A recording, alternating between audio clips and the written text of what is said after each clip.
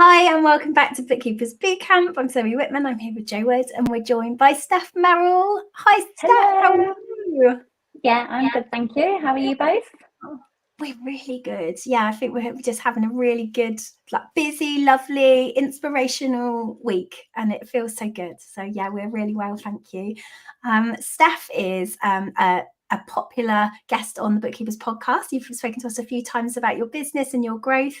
But if you haven't met Steph before, we're going to invite her to share her story and talk to you about how she's been growing her business with a real focus on not using social media. And I think you'll tell us a bit about that as well. Steph's also one of our ambassadors. So Jo and I, we don't know everything. And surprise, surprise. And what's really great about having an amazing community like this is that we're able to draw on the skills and knowledge and experience of lots of experts like Steph. And Steph supports us in helping us to build our program and make it the best it can be. Also, she supports us in our Success Lounge, which is our membership for people who are going through the Success program, where we have lots of live trainings, and Steph regularly hosts the technical Q&A, and I see you on the accountability sessions. So just an amazing part of our team. So thank you, Steph. No, thank you. I love being part of it. It's really, really great to sort of be able to help others who are on the same journey. So, thank you for inviting me to be an ambassador. Oh no, we love it and we love you. So, Steph, do you want to start by Steph's business is SAS accounting, SAS accounting. You tell us about that, Steph. Tell us about your background and how you started a practice.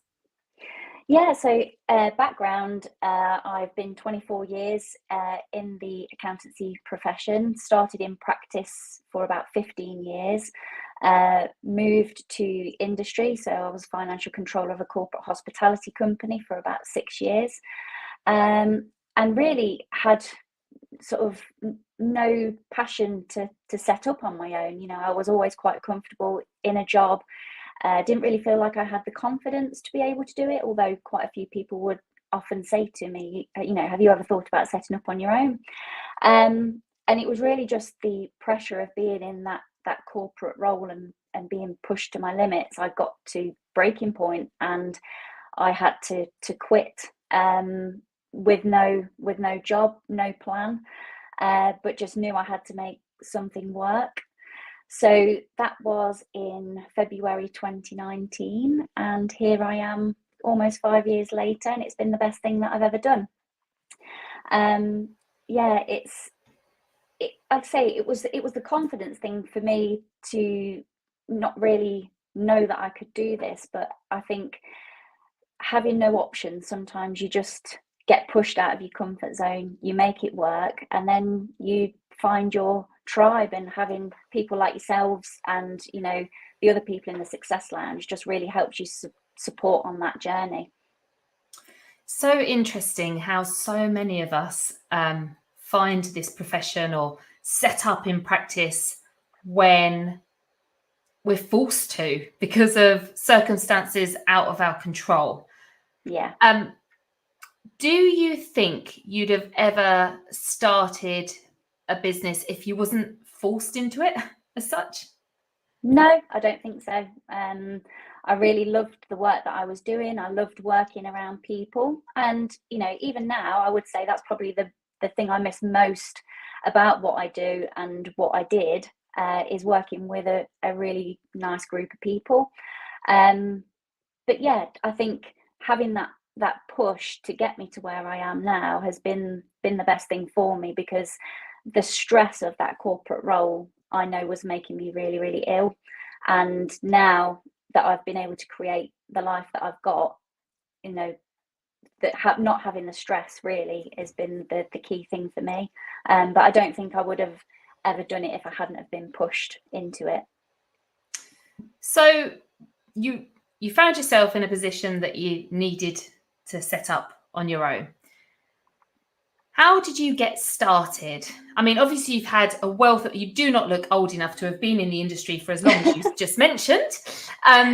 But from coming from such a corporate background and an employee mindset, and you didn't really, you didn't have like an entrepreneurial seizure and think, oh, I'm going to do this. You were forced to do it.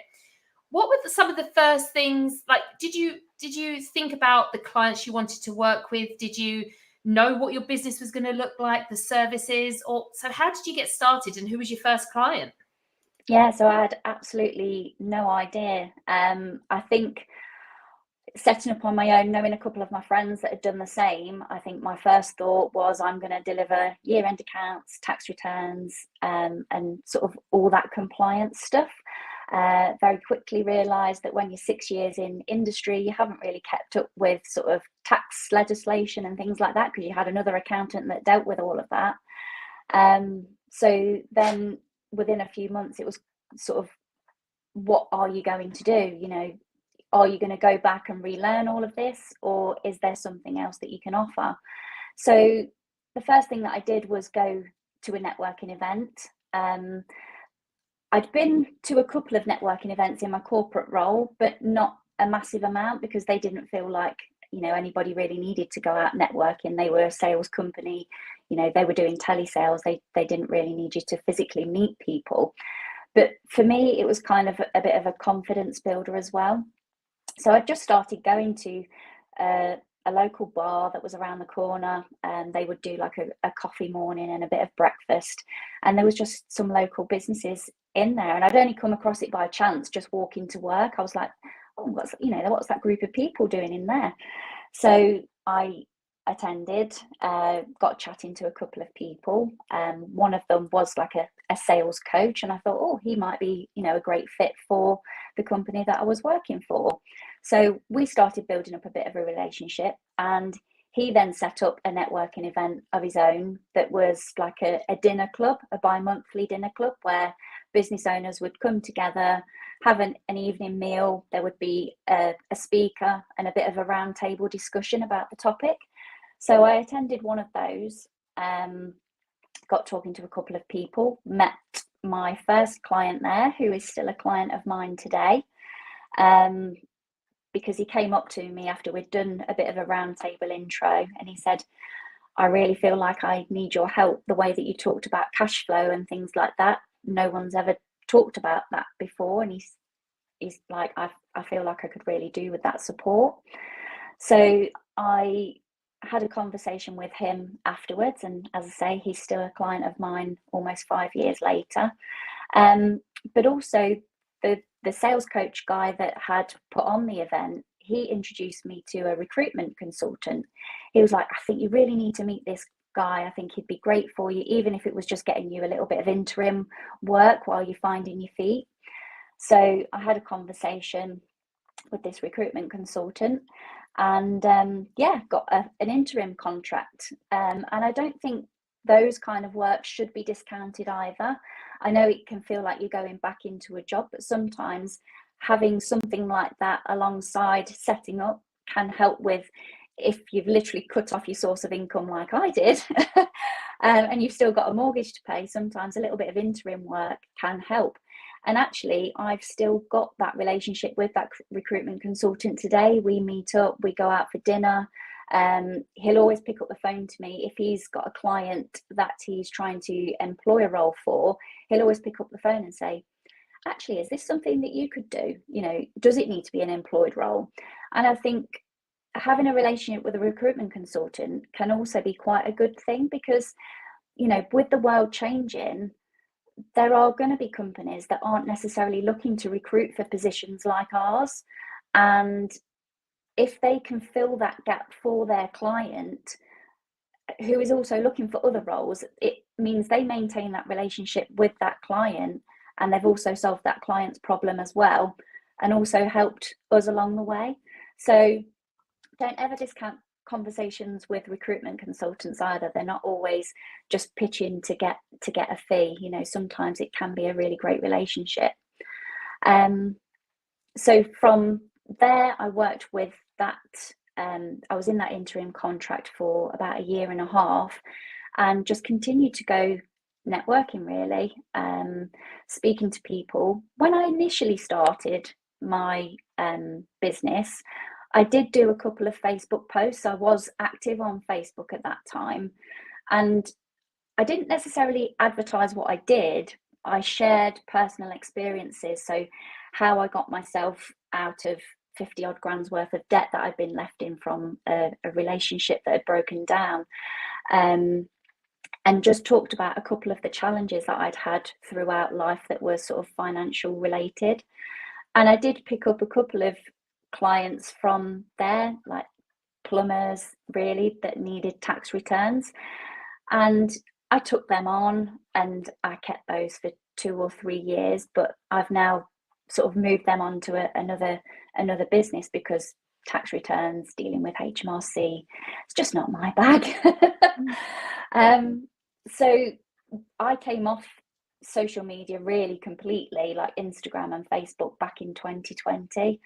And I've never really gone back on. I'm obviously on Facebook now for this community and a couple of other communities, but from a personal point of view, I'm not actively posting. From a business point of view, I'm not posting anything. I'm not on Instagram. I am on LinkedIn, but again, I'm not consistently posting about what I do. I share personal experiences, things that I'm going through, etc. But yeah, initially Facebook did bring me in a couple of clients, but in the main, it's all been from going out networking and talking to people about what I do. It sounds to me, Steph, that like you understand the importance of having that baseline visibility. So if someone wanted to go and check out your credentials, go to your LinkedIn profile or something, they could find a trace of you, but it's not like your day-to-day focus.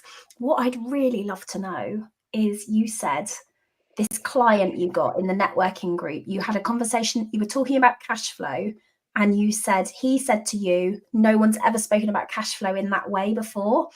And I wonder, can you remember what it was you were sharing? Because I think that people need to know, like, this, it's not, you didn't stand there and say, buy accountancy and bookkeeping services from me. It wasn't like that. It was something else. And I just wonder what happened in that networking event. Yeah, so I think I can't remember fully the conversation, but I think it was, talking about, whether they're collecting, their debts are coming in quickly, how quickly they're paying their suppliers, and are they really utilizing all their credit terms and things like that? Are they funding things on credit cards and paying massive amounts of interest? Could they potentially restructure that and spread it over a longer period with a cheaper loan and things like that? And this client had got quite a lot of credit card debt, and over the years we've now got him out of that and restructured all of that for him, and that's massively changed his life. Like, the amount that he was paying in interest blows my mind, but because he couldn't see his own way out, that was just his funding source. I think just talking about sort of that nitty-gritty cash flow detail resonated with him, and he was like, that's my problem. It's interesting because you're just having, and this is the power of in-person conversations rather than on social media, is that in social media you're putting things out there, but person to person you're having a back and forth conversation, and it can be really personalized, and you obviously really impacted him that day, and obviously still do, by him being with you now. And nothing you said there was rocket science. No. Nothing you said there, actually, you mostly didn't learn it at accountancy college either. It's life skills and what you've brought to the table over your life experiences. And do you know what it really is? It's the fact that it wasn't anything that you said that wasn't like he couldn't have learned himself, but it's the fact that someone's talking to him about money and about the impact and how some small changes, because this is the thing, isn't it? Lots of people might have an accountant, they might have someone, but they might not have a proper conversation with them. And so by you building up relationships through networking, you can break down some of these barriers and just have these like conversations that they wouldn't usually get. Maybe they can't talk to their other half about it. Maybe they don't realize that they've got themselves into a bit of a pickle, and they don't want to let anyone else know. Yeah, absolutely. And I think because I've been in that debt spiral, and knowing how it feels to rob Peter to pay Paul, and how the interest can really add up to a huge cost, I think having that personal experience, obviously I can talk about it quite a lot more, and you know, really understand. But I think for me, like you said, Joe, like being able to have that face-to-face conversation, you can very quickly get to what the client's problem is, or the potential client. That's one thing that, you know, when I do go networking, I'm not going there with the aim of I need to come away with X number of business cards, or I'm going to, you know, make sure I have 3 people that I'm going to target or whatever. I'm just very natural with going to networking, and I would say now it's more for me to have like people to talk to. You know, being in this little box day in day out on your own, you just crave human contact. But one of the biggest clients that I've got now, we had a very sort of brief interaction at a networking event. It was a lunch. It was like a table of 10, but it was at a bistro live. So our local bistro live puts on a fabulous lunch. There's a bit of a music quiz. The business club members get to do like a 10-minute pitch. They call it a shameless plug. But then there's like the opportunity to network with the people on your table. And this guy was sat opposite me. We all went around the table just talking about ourselves. And one thing about me is I'm a massive oversharer and probably share way too much information about my personal life, but I always think it will potentially resonate and help somebody else. So I have no problem in sharing all my woes. But this guy, you know, we were sat opposite each other. We didn't really get to interact one-on-one, but he dropped me a message and said, you know, I'd really like to catch up. And it was about 3 months later that we actually went for a coffee at a local garden centre. And I was actually babysitting my nephew that day. And I said, would you mind if I actually brought him along? And he was like, no, that's absolutely fine. So I take my 1-year-old nephew to a prospect meeting, and yeah, pretty much signed him up there and then.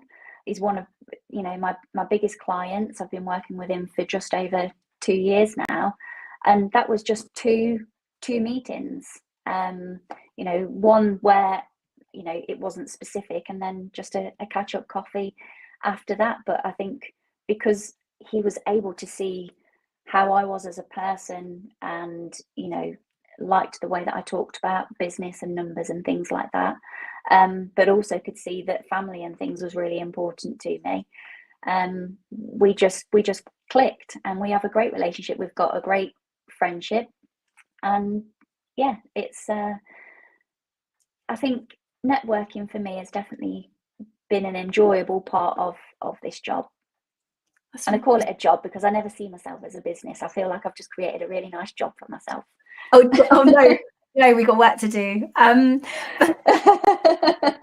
This is really interesting, because what you're talking about is just being a person who happens to have a certain skill set and it knows how to solve problems for people. I think that when we go networking, we put so much pressure on ourselves that if we, you know, in the conversation we had earlier on today, we were sharing different ways to find clients, and networking was coming up, and people were sharing in the comments, you know, I've done X, Y, and I'm going to this networking event, or this networking event was cancelled, and, you know, I'm just sort of getting ready, you know, getting out of my comfort zone. And so we put so much pressure on ourselves to go there, get in, do a great pitch, get a client, have some business cards, cool. And, you know, I would say try and like remember to follow up with everyone, make yourself a bit of an action plan, because it gives you a focus and gamifies it a bit. But you use this as an actual, just like, I'm a person, like I just think if you going to a music quiz or something, I'm a person, I'm going to a music quiz, the other people tend to like happen to be business owners too, I'll make some friends there might be some work, but that's a sort of, that will happen naturally.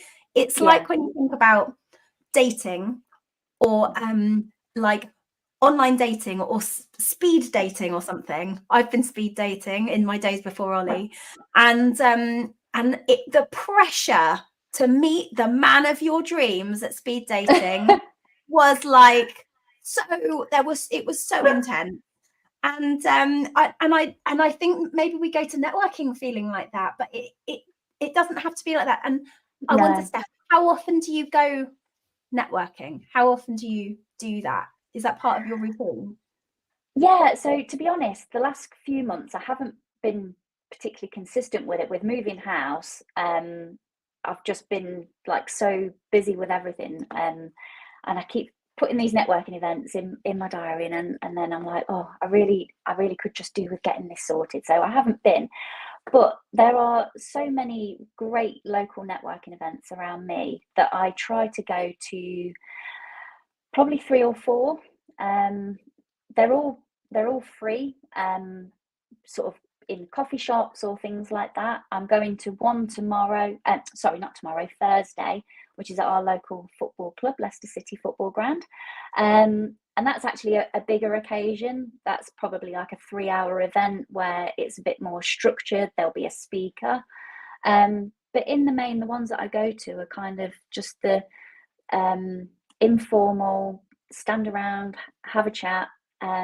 We've got a really nice one called Walkie Talkie Wednesday. So on the first Wednesday of a month, there's a group that go to a local park, and you kind of walk in pairs, and then it's a little bit like speed dating. You all take one step forward so that you the others sort of take one step back. So then the next sort of 5 or so minutes, you're talking to a different group of people. So there are different styles that there, but definitely for me, the ones where you're not having to stand and do a 60-second pitch and things like that are the ones that I prefer to go to.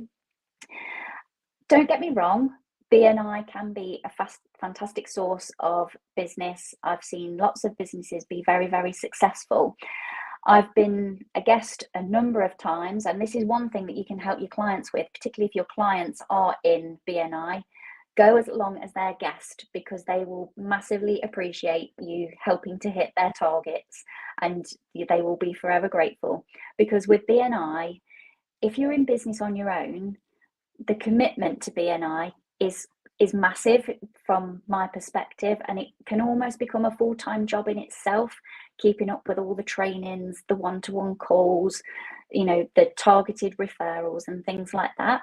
So if you're very driven and you want to have a great referral network, BNI is amazing, but personally it's just not for me, and it is a very Marmite event. People either love it or they hate it. I love that you've created, like, the way you talk about the networking that you do, you sound like you're just having fun.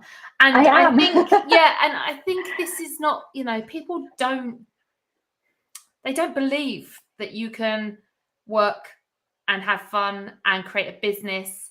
We're always putting out these compromises. We assume there's got to be a compromise, and we assume that networking's got to be hard and tough and all of these things. But everyone, and exactly like Nick says, she loves her BNI group, and everyone's different, but you get to choose what's right for you. And again, me and Zoe are saying, this is why we don't have a franchise telling you exactly what you need to do, because everyone's different and everyone builds their businesses differently. But I do love listening to you, Steph, talking about how you're building your business and through networking, because the way you talk about it's like you're saying, like, oh, I popped on a weekend retreat here and I popped over there. You talk as if it's like the fun things you're doing in life, which is like really inspirational, because speaking to you and knowing you as one of our ambassadors and working with us in the 6-month success program and success lounge, we know that this isn't just fun. You're building a successful business as well. Do you want to tell us about what your business looks like today? Yeah, so I joined the Success Lounge in 2022. Obviously I started my business in 2019, and I just about hit enough turnover to cover my salary, which I thought was great. In the following year, I doubled that. And then in 2020, like, my year end is March. So in the year to March 2022, my business massively dropped off because I decided to have a break. 2020 was obviously stressful for many reasons, COVID and things like that. And I just wanted to take a step back. My nephew was about to be born, and I just wanted to be there for my sister, and to spend time with my nephew. And not being able to have children of my own, it was like a really key moment to be able to just sort of share in that a little bit. So my turnover like really dropped off, as did my profit, obviously. And then I sort of had to take a step back and think, Steph, this is really nice, and being able to spend time with your nephew is amazing, but you've not got a mortgage, you don't own your own house, you have still got to try and get back on the property ladder in some way, shape or form, and, you know, be able to maintain, you know, your lifestyle. Your savings aren't going to last forever. So I joined the Bookkeepers Bootcamp, I think it was in January 2022, and was like really fired up from that. And when I'd been out networking and things like that, I had a little bit of a different perspective on things, and certain things were worth the investment. So like in the proposal software and things like that, and just attending the accountability sessions and being able to talk to others in the group, I was able to grow my business up to that 6-figure book turnover. So in the March 23, I hit the 100k turnover for the first time, and that was more than double what I'd turned over in the previous year. And I wouldn't necessarily say that I was like laser focused or anything like that. I think it was just the boot camp was just like the real kickstart I needed to sort of say, right, you do need to make this a bit more of a business. You know, you're a bit too young and you're not the sort of the part-timer yet. But having said that, you know, in terms of the hours that I work, I'm kind of around sort of 30 to 35 hours a week. And I'd say there's probably 2 or 3 hours a week out of that where I've gone to a networking event, or I've, you know, been on LinkedIn and interacting with people, not trying to win business or anything like that, but just building relationships.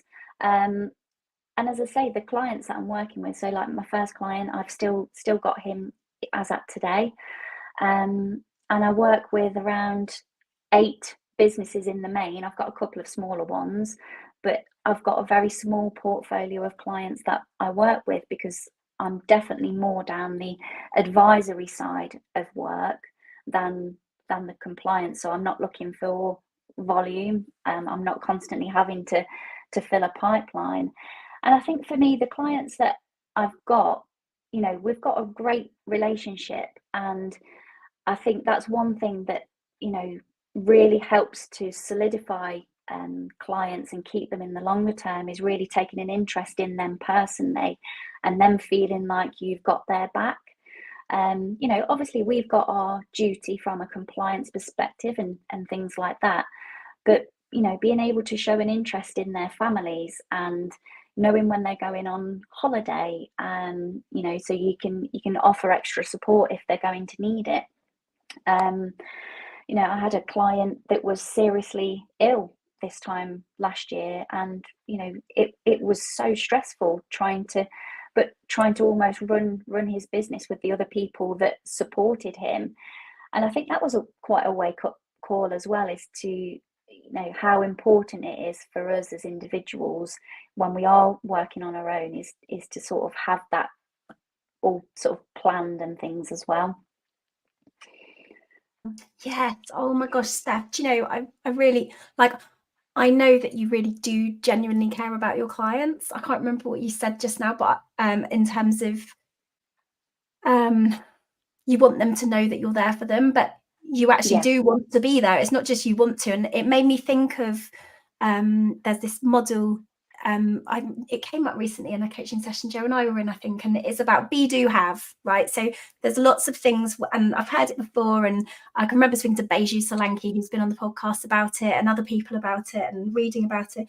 And often what we are focused on is what we want. So be, do, have. Often what we're focusing on is what we want to have, and we think, well, we can sort of break it down, and often people are thinking, right, I want to have clients, so in order to have clients I need to do networking, and in order to do networking I need to be this particular kind of person. And I think we set up this persona that we think we need to be when we go to our networking.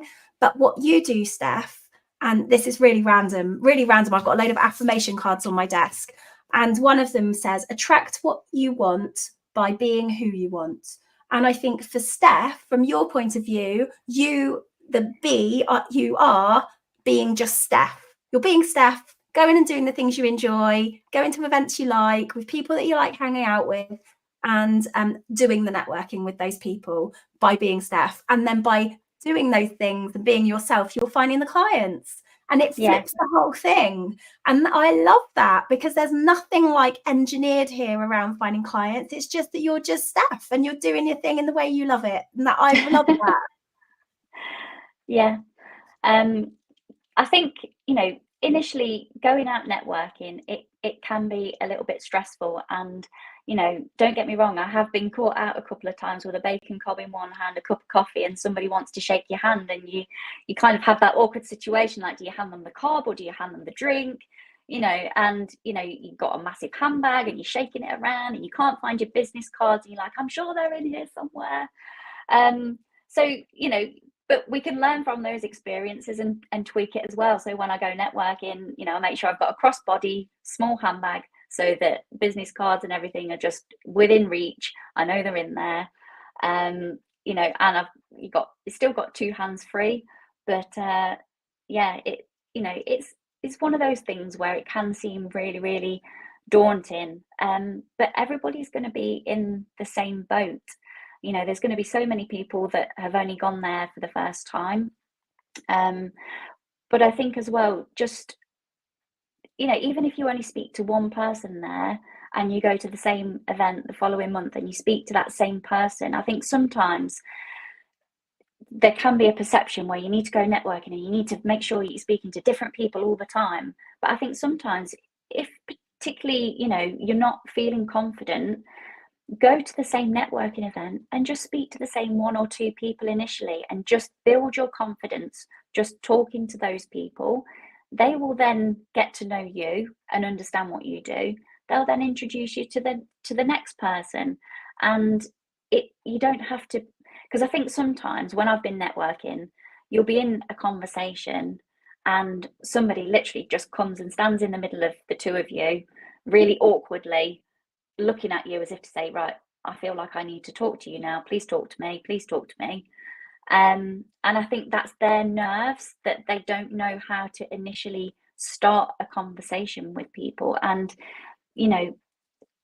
it's what I try to do is I try to embrace those people, because I sort of know how they're feeling. I've never kind of barged in on a conversation with people, but definitely kind of stood on the sidelines, kind of looking as if to go, when do I actually step into this conversation? So, helping other people when you've been networking for a while can be really great as well. And then they remember you, and then, they'll talk about you, and your network will just naturally expand. But it's just getting over that initial fear and just being prepared. So crossbody handbags, everybody. That's for the I love that. So that you can eat your baking cob. So I love it. Cob. Yeah. That's a really important point, actually, Steph. And I don't think we think about that as much. We think when we go into networking, we're worrying so much about, what am I going to say? What am I going to eat? How am I going to do this? How am I going to do that? Rather than thinking that actually you're going into a room of people that are all feeling very similar, or there are people there that are very used to it, and they will be looking out for you, and they will be looking out for an opportunity, because they maybe go every single week. Danny needs a handbag now. They'll be going in every single week, and they'll recognize that you're a newbie, and they will know how you're feeling, and they will approach you. And it's or if someone or other people are just as nervous as you, and you can make friends with them by just having a couple of things, maybe, up your sleeve of questions you can ask. You can go and think about it. What, ask in the group, what questions do you ask? What things do you say? But usually the question is, don't think it's about you, think it's about them. So I always go, hi, how are you? What do you do? Or something, asking questions about the other person. Yeah. It's not on you, and then but genuinely be interested and really listen to what they're saying, and don't think, hope you don't ask me the question back, really try and think and really get to know them, and ask them more questions. takes it all away from you. Yeah. And then you'll be a lot more relaxed, and then you'll be able to respond. It's but really, really good point there, Steph, that there are going to be seasoned networkers in the room who will recognize that you're new, and they will put you at ease, because that's always been my experience too. Yeah. And I think at the moment, like with networking, you know, it's quite the norm now to just connect on LinkedIn, or you can scan a QR code or something and it adds your contact details in. I'm sorry, my menopause brain is not going to deal with that. I need a physical business card, because if your name has just dropped in my 500 list of contacts, I'm not going to remember you. You know, that's just how my brain is at the minute. And so for me, you know, I still want a business card, so that, you know, because if I've got a business card at home, I'll remember you, and then I'll connect with you on LinkedIn or vice versa. But if you just connect with me straight away, unfortunately you're just going to get lost, because you know, unless I see you again, like my brain just isn't what it used to be. I used to have an amazing photographic memory, and now I'm stood looking at people I've known for years, and I'm like, oh, what's your name? And people's names just completely go out of my head. So, you know, one of the tools for me that gets me through networking is self-deprecation. I make a joke of everything. I take the mick out of myself all the time. You know, I just show the real human side of me.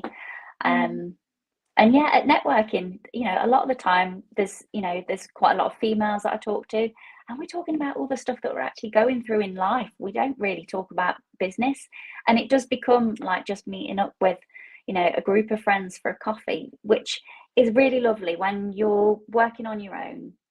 It's important to have like those connections. So, you know, for me, what I would say is you've really got to think about your own circumstances. You know, how quickly do you want to grow? You know, for me, when I've been networking and I have contacted people and they've contacted me, they've converted into a client quite quickly. But because of the type of services that I'm offering, they are high value, low volume. So I'm not actively looking for a number of people. So I think networking is a real complementary activity to add to other types of marketing your business and marketing yourself. But again, like, you know, for me, the most important thing was to not feel stressed and to just be earning enough that gives me a comfortable lifestyle, means I can have nice holidays. You know, I don't have children that I need to provide for. I don't have a mortgage that I'm paying for. So people have different financial commitments, and I think it's important to, you know, make sure that the activity that you're doing is working for the way that you want to grow your business and how quickly you want to grow your business. You know, the way that I've built my business, it's not scalable as such. You know, yes, I've grown to a 6-figure turnover business, and that's fantastic. But it's mainly me doing the work, and I've got a part-time employee that does 12 hours a week for me, but it is mainly me doing it. You know, and yeah, I am doing bank reconciliations and things like that, more because I enjoy it, and it takes the stress out of my brain doing that kind of activity. But I'm adding the value in the management accounts that come from doing that type of work as well. So that's what I would say is, you know, networking is fantastic, from meeting people, building relationships, and, you know, just keeping you in touch with the human world. Everything's so digital nowadays. You know, is it Will Farnell's book, The Human Firm? You know, let's start being more interacting with people again. Yeah. Oh, I love this. Oh, Steph, thank you so much for sharing this. I think that I've been looking at the comments, and I know lots of people talk about, you know, I need to find confidence. I need to remember that it is just a conversation. And I think we can all learn from you in terms of going out there and finding the people who are the right people for us and becoming part of that community, rather than seeing it as I have to do it in this way because this is the way it's always done. Do it your way. Have your own business. Definitely. And I think take the stress off of yourself. You know, don't go to a networking event with the idea that you're going to come away with a new client, because it invariably won't happen that way. you'll meet people, and you may have a follow-up coffee or something like that, but you're not necessarily going to come away with a new client, or even any new business cards or prospects. But you'll meet some really nice people that will support you in business. On Friday, I'm going to Leicester City Football Club for a Christmas party, which is a table of other business owners that are working on their own, that this lady has pulled together, because she's like, I realised we're a group that we're not going to have an actual Christmas party. So she's organised a couple of tables and we're all getting together. I've got no idea, other than 2 other people, who are going to be on those tables. But, to be able to go to a Christmas party and have a Christmas party with people, and, at Leicester City Football Club, there's going to be loads of other people there. So I'm going to have a great time. And yeah, I might swap a business card or I might not, but I'm not going there with the sort of the aim of, I need to come away with something from this. Oh, I love this. Thank you so much, Steph. I feel like there's so much more that we can learn from you always, Steph. And if you're in the Success Program and the Success Lounge, go and connect with Steph, because she's got like such an interesting take on things, and we can learn so much. How can people connect with you though? I know you're not massive on social media, but what can people do?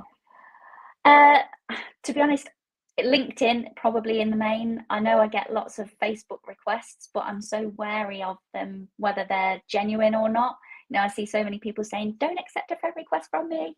It's not me. So if you have sent me a friend request, please don't take it personally. I probably haven't accepted. So LinkedIn, or drop me an email. I'm happy for people to contact me by email if they want to. Lovely. Oh, well, we'll share that in the group. Thank you, Steph. Thank you so much. And thanks everyone for tuning in. Don't forget, we're back this evening for Bookkeepers Bootcamp at 8 o'clock in the Six Figure Bookkeepers Club. We're going to do a prize? We're going to do a prize. Let's do a prize before we're out. Yes. There have been lots of light bulb moments this afternoon, and we thought There've been loads. We're going to give away a T-shirt to somebody. We'll let Steph be. Steph, you can choose number from 1 to 8, please. Oh, number 6. Number 6. My lucky number. Louisa Corden, who has a light bulb moment to grow in confidence. Louisa, we love to send you one of our Bookkeeper Life T-shirts. If you can email us, hello@sixfigurebookkeeper.com, we will get one of those out to you. Yes, thank you. Thank you so much, everyone. We'll be back this evening at 8 o'clock. We are deep diving into ideal clients. Really, I think with all the discussions we've had today around networking, finding clients without social media, this is a really good piece to work on, because this determines where you find the clients. So come along and join us at 8. There are prizes as well, and the next part of our competition. So if you want to win that 1-to-1 with us, and the book and the everything, be there. Thank you so much, everyone. We'll see you later on. Take care. Bye. Bye.